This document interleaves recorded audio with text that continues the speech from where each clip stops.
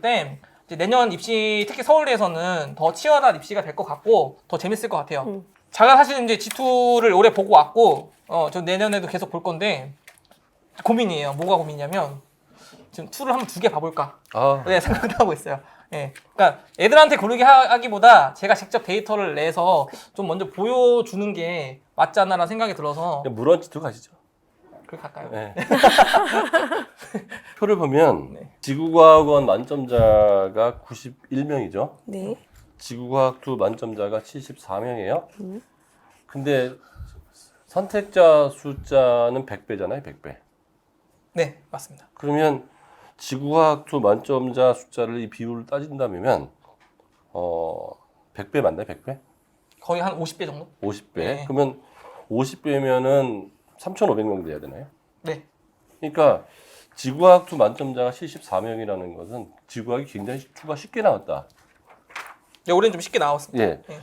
그걸 뜻하는 거고, 내년도에는 뭐 지구과학 선택이나 뭐 물리2, 화투, 생투 선택하는 사람들 숫자가 제가 보기 1,000명 안쪽으로 나올 가능성도 존재하거든요. 심하게 되면 몇백 명 수준으로 나올 가능성도 있어요. 그 아이들이 물화생지 1으로 가기 때문에 이제 물화생지 1에서는 이변이 발생할 가능성은 거의 없다. 그런데 이 2에서는 이변이 발생할 가능성이 많은데 그게 제가 얘기하지만 마이너스 이변이 아니라는 거죠.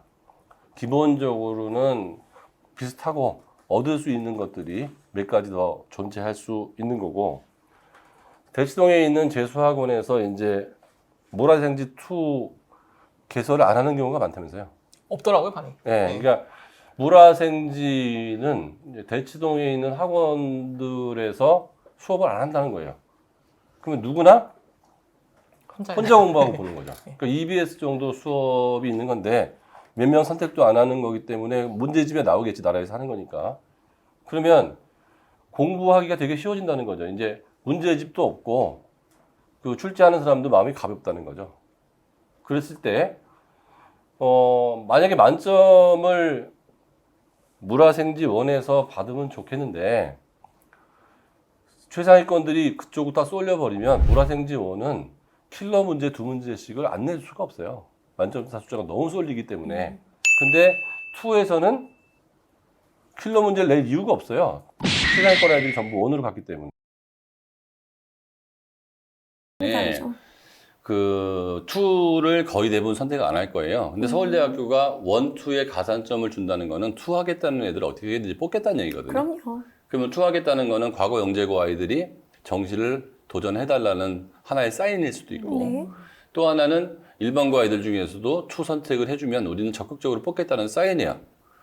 그래서 내가 어느 정도 과목이 완성된 애들은 고3 때 원원을 선택하는 안전한 방법보다는 원 한 과목과 2 한 과목을 섞어서 선택하는 게 좋은데, 그냥 2는 묻지도 따지지도 말고 지구과학 2 하시면 돼요.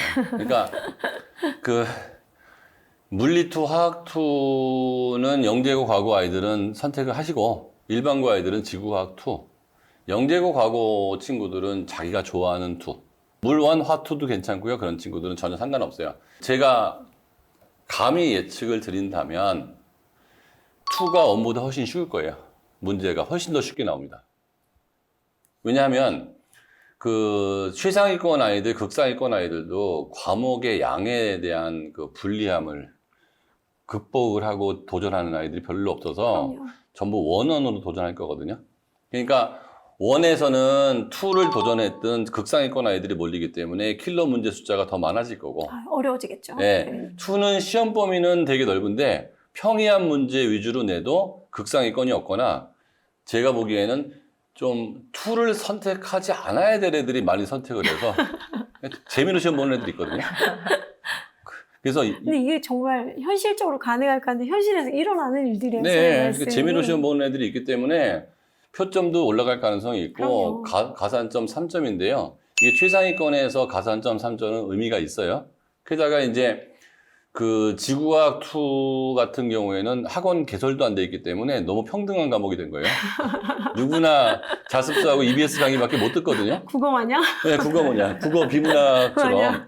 그렇게 되기 때문에, 그러니까 남들이 가는 곳에서는 항상 경쟁이 세거든요. 그래서 저는 감히 예견한다 그러면, 일단 6모하고 9모를 보면 일단 문제 수준이 딱 커버가 되거든요. 전체 그쵸. 학생들이 어디에 어느 과목을 선택을 많이 하는지 보고, 그러면 9모 때까지만 해도 쉬웠는데 수능 때 만약에 9모 때 만점자가 너무 많이 나왔으면 과학에서 만점자가 너무 많이 나온 과목은 수능 때 킬러 문제를 몇 개 더 집어넣을 거고, 2에서 만점 과목이 너무 적다 그러면 2를 유도를 해야 되기 때문에 2는 막판에는 쉽게 나올 가능성을 제가 얘기를 합니다. 그러니까 대부분의 경우는 제가 얘기하는 대로 안 따라가고 제 말 듣고 몇 명만 따라가거든요. 그러니까 1, 2를 선택해서 심지어는 2, 2를 선택해서 유리하게 서울대학교를 아니면 의과대학을 합격한 사례가 있다면 전화 좀 주시고 화분 하나 보내주시면 이거는 굉장히 선택적으로 유리한 방법인데 그럼요. 아이들은 그 과거에 2가 어렵게 나왔거나 그거에 또 메모리 되는 거예요. 서울대학교 올해부터 바꾼 건데 올해가 내년에는 뭐 이것 때문에 적응을 하는 친구들이 많이 있을 테니까 그럴 텐데 그래서 저는 서울대학교에 지원하는 친구들 재학생이나 재수생들은 제 말 듣고 1, 2를 하는 친구들이 꽤 많이 있습니다.